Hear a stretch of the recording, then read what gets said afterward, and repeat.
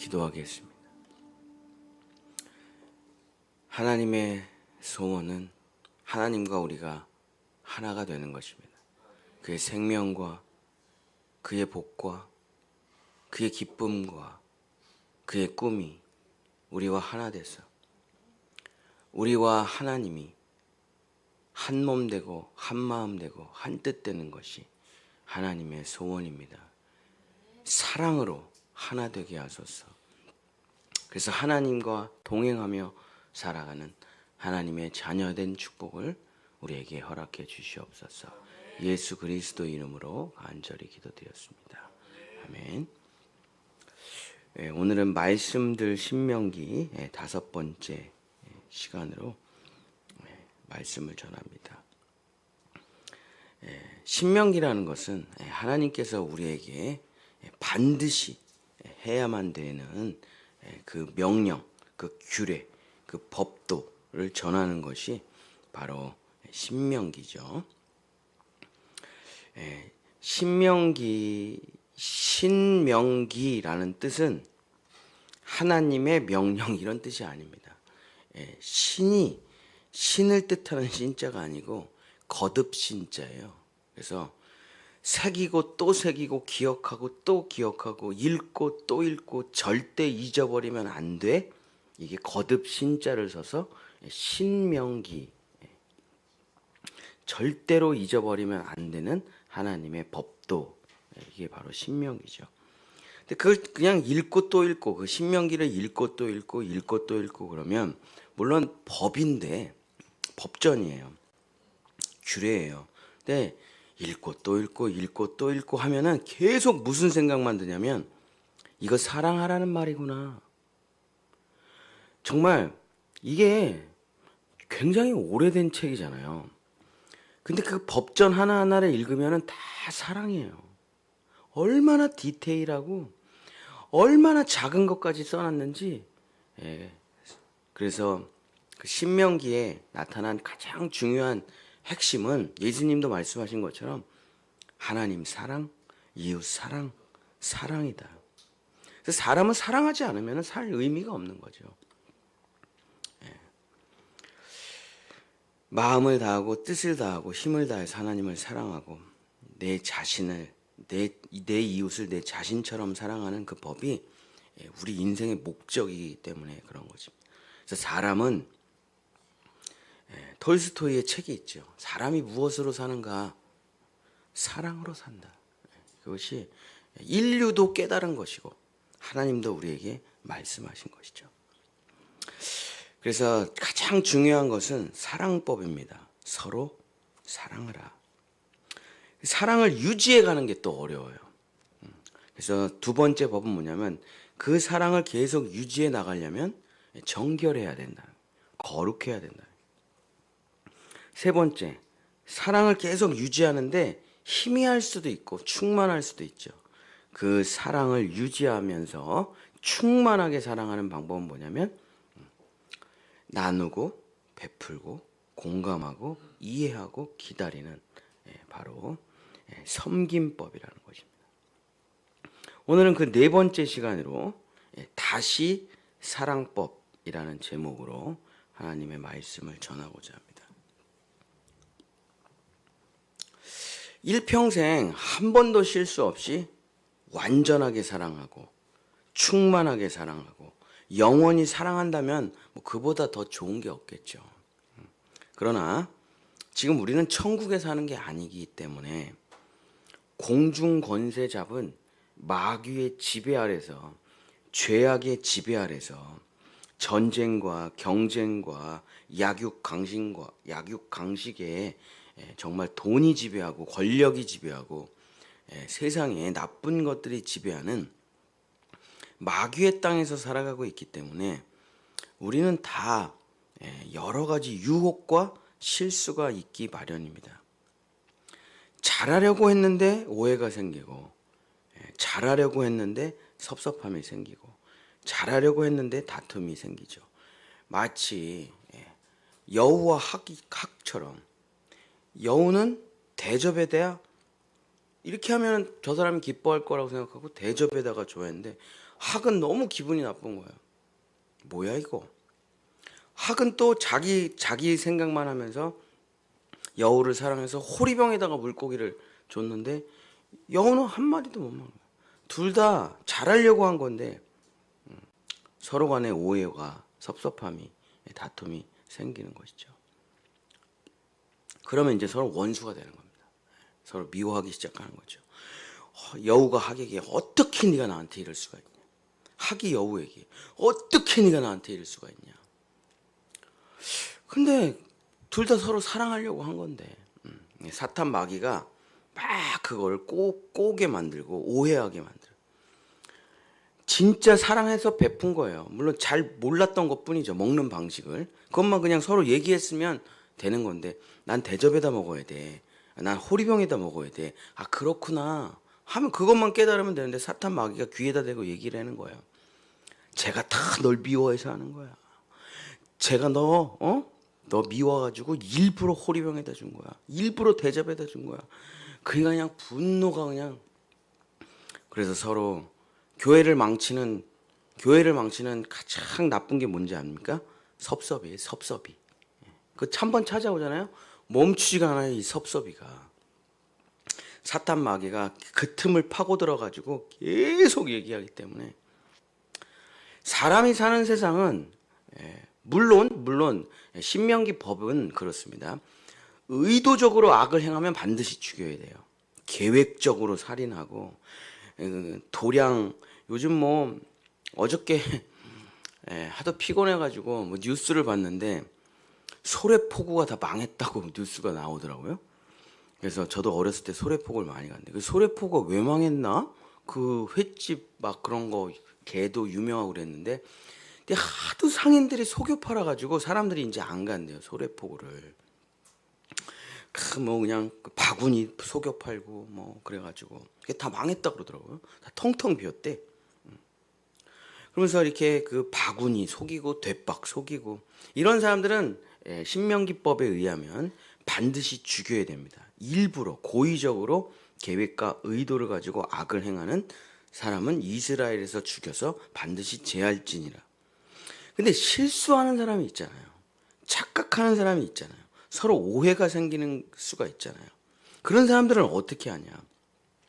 그만 부지불식간에 서로 사랑하려고 하다가 실수를 하고 만 사람들은 다시 사랑할 수 있는 새로운 기회를 줘야 된다. 이게 신명기법 뒷부분에 쫙 나옵니다. 얼마나 하나님의 사랑이 정말 대단한지 읽으면 읽을수록 감동해요. 첫 번째는 뭐냐면 도피성법이에요. 신명기 19장 4절 5절. 신명기 19장 4절 5절. 살인자가 그리로 도피하여 살만한 경우는 이러하니 곧 누구든지 본래 원한이 없이 부지 중에 그의 이웃을 죽인 일. 가령 사람이 그 이웃과 함께 벌목하러 살림에 들어가서 손에 도끼를 들고 벌목하려고 찍을 때에 도끼가 자루에서 빠져 그의 이웃을 맞춰 그를 죽게 함과 같은 것이라. 이런 사람은 그 성읍 중 하나로 도피하여 생명을 보존할 것이니라. 아니, 도끼하러 갈 친구랑 나무 베러 갔는데 그만 도끼가 빠져가지고 친구가 죽은 거예요. 이거 어떻게 해야 돼요? 이렇게 하면 죽여서 없애야 됩니까? 아니요. 도피성법으로 도피성에 가서 잠깐 대피해 있어라. 실수로 죽인 거예요. 고의가 아닙니다. 나도 괴로워요. 가족들은 이 사람을 죽이려고 하겠죠. 네가 감히 내 아들을 죽여? 네가 감히 내 딸을 죽여? 그러면서 뭐 그 사람을 죽이려고 그냥 난리가 나겠죠. 그러면 이 사람이 이 사람을 죽이고 이 사람이 이 사람을 죽이고 이 가족은 또 가만히 있겠습니까? 그냥 이스라엘이 쑥대밭이 되겠죠. 고의로 한 게 아닌데 실수로 그런 건데. 그래서 하나님께서는 도피성을 만들어 주셔서 부지불식간에 실수로 사고가 난 사람들은 살해당하지 않게 도피처로 보냅니다. 그래서 서로의 마음이 좀 가라앉게. 또 본인은 또 얼마나 괴롭겠어요. 자기 친구를 도끼자루가 빠져가지고 죽었으니. 그래서 도피처에서 부지불식간에 살인을 저지른 사람은 일평생 회개하고 살아가는 거고, 용서를 구하며 살아가는 거고, 또 가족들은 또 세월이 지나면서 또 그 사람을 용서할 수 있도록 다시 사랑할 수 있는 기회를 주는 것입니다. 고의적으로 음주운전을 했다 그러면 반드시 법대로 처벌을 해야죠. 그러나 빗길과 눈길에 사고가 벌어졌다. 또 자동차가 이상이 생겨서 급발진 사고가 벌어졌다. 그런 사람들은 다시 사회로 돌아올 수 있도록 용서하고 기회를 주어야 되지 않겠습니까? 그대로 인생을 망하게 할 수는 없잖아요. 그게 하나님의 다시 사랑할 수 있는 법이에요. 하나님께서 서로 못 만나게 하는 거죠. 도피성에 가둬놓고. 그러면서 서로 용서할 수 있는 시간을 주면서 이해할 수 있는 시간을 주면서 어쨌든 여기도 일종의 감옥 생활이니까 죄값을 치르는 거고. 그래서 그 사람이랑 다시 만나서 용서를 구할 수 있을진 모르겠지만 뭐 그런 사람도 있고 평생 회개하며 못 만나지만 회개하며 살아갈 수도 있죠. 그러나 다시 사랑할 수 있는 기회를 하나님께서 허락해 주시는 것입니다. 두 번째는 뭐냐면 이혼과 재혼법입니다. 신명기 24장 1절. 사람이 아내를 맞이하여 데려온 후에 그에게 수치되는 일이 있음을 발견하고 그를 기뻐하지 아니하면 이혼 증서를 써서 그의 손에 주고 그를 자기 집에서 내보낼 것이요. 두 부부가 결혼을 해가지고 부부가 평생 서로 사랑하면 얼마나 좋겠어요. 그러나 모든 사람이 그렇게 다 잘 살 수는 없겠죠. 어쨌든 사탄 마귀가 유혹을 하고 가정을 깨트리려고 하고 실수를 하고 그 한국에 온 그 전라도 말을 하는 그 로버트 할리라고 있잖아요. 그 로버트 할리가 마약도 하고 동성애도 하면서 가정을 완전히 박살냈더라고요. 그래서 뭐 이렇게 부부간에 서로 이제 회복해 하는 그런 프로그램에 나와가지고 아내 입장도 들어보고 남편 얘기도 들어보고 하면서 그런 텔레비 프로그램이 있더라고요. 또 로버트 할리가 뭐 어쨌든 마약도 끊고 회개하고 가정에 충실하기 위해서 막 애를 쓰더라고요. 그 모습을 보면서 근데 그 아내가 용서해 주는 바람에 그 남편이 어쨌든 어쨌든 그 아내가 참 대단하더라고요. 그런 실수를 했는데도 그걸 받아주고 용서하고 살다 보면 그런 일이 생기겠죠. 정신 차리고 돌아와 보니까 내가 진짜 무슨 짓을 저질렀는지 알았는데 그때는 그냥 너무 힘들고 너무 괴롭고 또 주변에 유혹이 많으니까 마약도 하고 동성애도 빠지고 사업을 하다가 실패도 하고 그래서 그렇게 된 거죠. 사람이 살다 보면은 또 어려운 일을 당하게 되죠. 또 용서할 수 있으면 같이 살면 되는데 용서할 수 없는 경우가 된다면 아무리 애를 써도 이 사람의 실수를 내가 용서할 수가 없어서 계속 미워하는 거예요. 계속 막 두들겨 패는 거예요. 계속 자기도 막 방탕해서 술을 먹는 거예요. 그럴 바에는 이혼 증서를 써서 그의 손에 주고 집으로 돌려보내라. 그래서 다시 서로 사랑할 수 있는 기회를 주라는 것이 신명기의 이혼과 재혼법입니다. 근데 나중에 다시 만나서 결혼하는 건 안 돼요. 이미 다른 사람 다른 여자에게 갔는데 그리고 나서 다시 데리고 오면 안 돼요. 그건 음란죄로 걸립니다. 어쨌든 그래서 서로 결혼해서 행복하게 살려고 하다가 그만 실수가 벌어져 가지고 서로 아무리 애를 썼는데도 잘 안 되면은 평생 미워하고 살지는 말라는 거예요. 계속 구박하고 잘못을 서로의 허물을 들춰내면서 지옥같이 살지는 말고 다시 사랑할 수 있도록 물론 이제 여기서는 이제 주로 남자 중심의 이야기니까 그 아내를 그냥 집으로 돌려보내라. 이혼 증서를 써줘서 다시 다른 사람과 행복하게 살 수 있도록. 그래서 다시 사랑할 수 있는 기회를 하나님께서 주시는 것이죠. 마지막 세 번째는 신명기 25장 5절인데 이거를 계대 결혼법, 수혼법이라고 하죠. 신명기 25장 5절. 형제들이 함께 사는데 그중 하나가 죽고 아들이 없거든 그 죽은 자의 아내는 나가서 타인에게 시집가지 말 것이요 그의 남편의 형제가 그에게로 들어가서 그를 맞이하여 아내로 삼아 그의 남편의 형제된 의무를 그에게 다 행할 것이요. 그래서 형제들 중에 누가 죽어가지고 아내만 홀로 남으면 어떻게 되냐면 그 당시에 그 당시에 유대 사회라는 게 남성 중심의 사회니까 남편이 그냥 부지불식간의 사고로 어떤 우여곡절로 죽으면은 여자는 대부분 술집이나 노예나 첩으로 팔려갑니다. 자식들도 노예로 팔려가게 되고.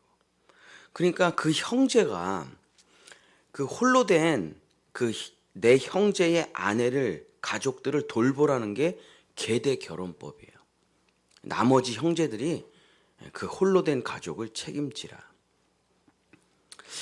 어떤 이유로 사고가 났고 죽음이 찾아왔고 정말 다시 사랑할 수 없는 지경이 됐다고 하더라도 남은 형제들이 이 가족을 끌어안고 책임져 다시 행복하게 다시 사랑할 수 있게 하는 법이 이제 계대 결혼법이죠. 하나님께서는 이 도피성법, 이혼과 재혼법, 계대 결혼법을 통해서 부지불식간에 실수로 또 여러 가지 사건 사고로 사랑이 멈추게 된 사람들, 사랑이 여러 가지 사건 사고로 끊어져 버린 사람들에게 다시 사랑할 수 있는 법을 허락하여 주셨다는 것입니다. 사랑하는 성도 여러분, 말씀을 마치겠습니다. 다 완벽하게 살아가면 얼마나 좋겠습니까? 제가 얼마 전에 주일날 너무 피곤한 거예요. 근데 그 다음날 애들이랑 어디 놀러 가기로 했거든요. 그리고 요소수가 떨어져가지고 이제 요소수를 넣어야겠다. 그리고 너무 피곤한데 갈까 말까 고민하다가 이거 내일 아침 일찍 가야 되는데 어떻게든 힘을 내서 가서 요소수를 넣어야지. 그러고선 요소수를 넣었는데 차에다가 세상에 제가 기름 뚜껑을 열고 요소수를 한 통을 다 부은 거예요. 그러고선 요소수를 넣었는데 차에서 기름 냄새가 나. 왜 차에서 기름 냄새가 나지? 그랬더니 제가 주유구에다가 세상에 요소수를 넣고 있더라고요.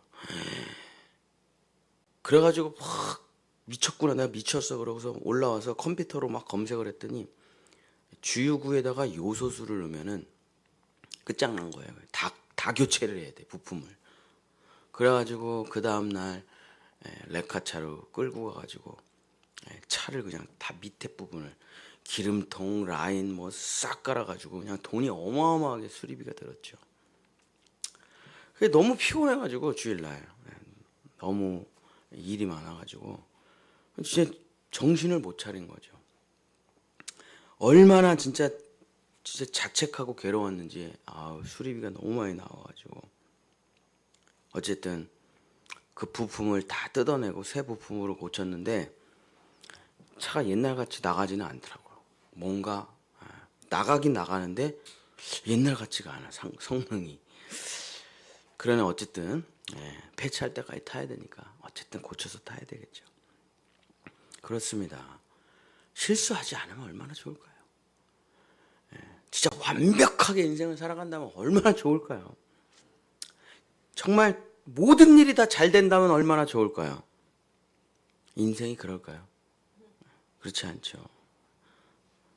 늘 나도 모르는 사이에 넘어지고 쓰러지고, 그럼 우리는 이런 마음이 찾아오죠. 자괴감에 빠져가지고 다시는 사랑하지 말아야지. 다시는 사랑하지 말아야지. 왜냐하면 상처받으니까. 근데 깊이 우리가 신명기법을 생각하고 복음을 생각해 보면은 예수님의 십자가라는 것은 결국 무엇입니까? 사랑을 잃어버린 우리에게 다시 사랑할 수 있게 해주는 것이 결국 십자가 아니겠습니까? 하나님을 버리고 사탄과 바람이 나서 정말 최악의 인생을 살았던 우리를 다시 씻어주시고 다시 회복시켜 주셔서 내 모든 죄를 찢어 없애서 도말시켜 버리시고 하나님 본인조차 내가 너의 죄를 기억하지 않겠다 한 게 약속이잖아요. 하나님의 약속. 옛날의 실수가 계속 떠올라요. 옛날의 상처가 계속 떠올라요. 옛날의 아픔이 계속 떠올라요. 그러면서 우리는 계속 거기에 매여 있습니다. 다시는 사랑하지 말아야지. 다시는 사랑하지 말아야지. 교인들이 떠나갈 때 다시는 목회하지 말아야지. 그래가지고 우리 제가 그 토요일 날 제가 맨 처음 가르쳤던 우리 제 제자들이 파주에서 제가 처음 전도사를 할 때 제가 처음 가르쳤던 애들이 우리 교회 다 모였어요. 이제 결혼해서 막 걔네들이 아기를 낳는데 걔네가 이런저런 얘기하다가 그 제가 가르친 애 중에 아빠가 목사님인 애가 있어요. 아빠 잘 계시냐? 그랬더니 강원도 저 산골짜기에서 혼자 아직도 목회하고 계신데, 아 그래 아빠 참 힘드시겠다. 그랬더니 아빠가 맨날 이런 얘기 한대요. 목회를 은퇴하는 날 자기는 제주도 가서 산대. 그래서 내가 니네 아빠 마음 무슨 마음인지 내가 잘 알아. 나도 맨날 우리 아내한테 여보 그냥 제주도 가서 우리 아무것도 사람 없는 데서 혼자 살까? 그쵸? 잘하려고 목회를 잘해보려고 성도들을 사랑해보려고 하는데 실수가 많거든요. 그때마다 다시는 사랑하지 말아야지. 나 같은 놈이 무슨 사랑을 해 하면서 늘 그냥 빠져들어가요. 하나님께서 다시 또 끌어올리시고 말씀하십니다. 사랑을 멈추면 죽는다. 또 사랑해. 상처받아요. 내가 약 발라줄게. 다시 사랑하라. 다시 사랑하라. 이것이 십자가의 사랑이죠. 하나님을 버리고 사탄과 하나 된 우리를 끊임없이 사랑해 주시면서 내가 너의 죄를 기억하지 않는데 왜 네 스스로 기억하고 있냐 하면서 끊임없이 우리를 사랑으로 나아가게 하시는 게 주님의 은혜 아니겠습니까? 어쨌든 우리는 천국에 가기 전까지는 공중권세 잡은 사탄이 다스리는 세상에서 살아가고 있기 때문에 마귀의 유혹이 끊임없이 우리를 넘어뜨리고 쓰러지고 아프게 하죠. 한 번도 실수 없이 완벽하게 형통하게 영원히 사랑하고 싶지만 우리가 사는 세상은 실제로는 그렇지 못합니다. 넘어질 때가 있고 쓰러질 때가 있고 실수할 때가 있죠. 성경은 분명히 말하고 있습니다. 너 넘어진다. 너 넘어진다. 너 실수한다. 돌이킬 수 없는 잘못을 저지르기도 한다. 그때 도피성으로 가서 우리 본향교회는 제자훈련원이 약간 도피성 같은 역할도 하기도 하죠. 또 여러분이 시댁으로 가던 시댁으로 가는 사람은 없겠죠. 친정으로 가서 잠깐 쉬던 해외 여행을 갔다 오던 어디 무슨 제자 훈련을 받던 어디 무슨 뭘 하던 기도원을 갔다 오던 들어가서 하나님과 깊은 십자가의 교제를 나누고 거기서 용서받고 내가 너의 죄를 다 씻어주리라 하면서 다시 사랑할 수 있는 힘을 받아서 돌아오는 것입니다. 사랑하다 실수할 수 있습니다. 그러나 사랑을 포기하는 것은 안 된다고 하나님이 말씀하시는 거예요. 사랑하다가 실수하는 것은 무죄예요. 무죄. 그러나 사랑을 포기하는 것은 유죄입니다. 이게 신명기법이에요. 사랑이라는 거는 상처받는 거죠. 여러분 자녀를 기르면 상처 안 받습니까? 상처받죠. 많이 받죠. 진짜 많이 받죠.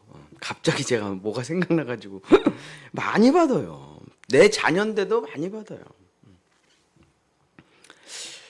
돈과 명예와 권력과 세상을 쫓는 것은 헛되고 헛되며 헛되고 헛되니 모든 것이 헛되다고 성경은 기록하고 있습니다.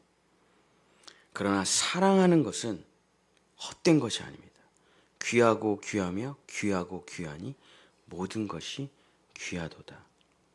그냥 사랑하며 살다가 물론 상처받겠죠. 물론 손해보는 것 같은 기분도 들겠죠. 물론 때로는 외롭기도 하겠죠. 때로는 이렇게 사는 게 맞는가 이런 생각도 들겠죠. 그러나 다른 것은 다 헛되다고 기록하고 있습니다. 그러나 사랑하는 것은 전혀 헛되지 않습니다. 우리 본향의 성도 여러분, 사랑하다가 실수하는 것은 괜찮습니다. 그건 무죄예요. 그러나 사랑을 포기하는 것은 유죄입니다. 우리 본향의 성도들만큼은 그래도 끝까지 사랑하는 여러분들 되시기를 예수님의 이름으로 간절히 축복합니다. 기도하겠습니다. 주님께서 우리를 만드신 창조의 목적은 사랑이었습니다. 그래서 사랑하지 않는 것은 유죄라고 주님이 말씀하셨고, 내가 너희에게 명령을 한다. 문설주에도 기록하고, 앉았을 때나 길을 갈 때나 밥을 먹을 때나 잠잘 때나 너희가 절대 잊지 말아야 될 것 하나, 너희가 암기해야 될 것 하나, 마음을 다하고 정성을 다하고 뜻을 다하고 힘을 다해서 사랑하라. 이것이 하나님의 유일한 계명이고 법이고 규례였습니다.